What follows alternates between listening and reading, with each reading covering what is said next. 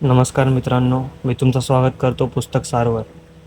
आज आपण चर्चा करणार आहोत भाग एकच्या दुसऱ्या व तिसऱ्या धड्यावर, ज्याचं नाव आहे गनिमी कावा व शहाजीराजे भोसले.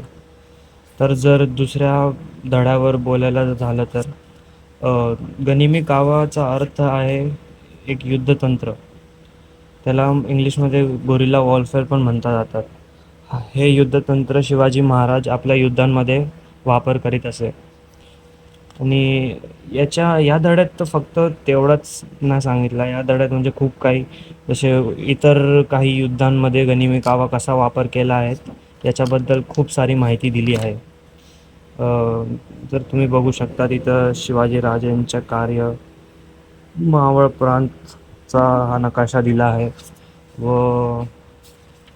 आणि पुढे जर गेलं झालं तर तिसरा धडा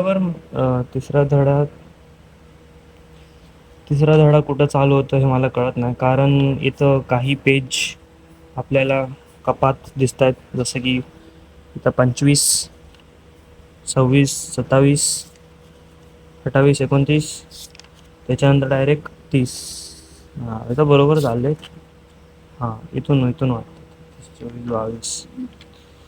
इथं शहाजीराजे भोसलेंबद्दल पण खूप काही लिहिलं आहे तिसऱ्या धड्यामध्ये. त्यांची एक जीवनगाथाची समरी दिली आहे एक छोट्याशा धड्यात. तिथे या धड्यातून आपल्याला कळतं की शहाजी महाराज होते,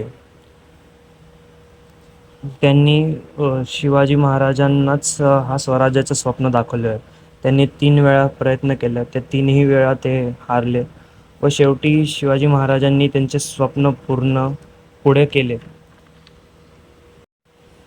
तर आजच्या व्हिडिओमध्ये एवढंच.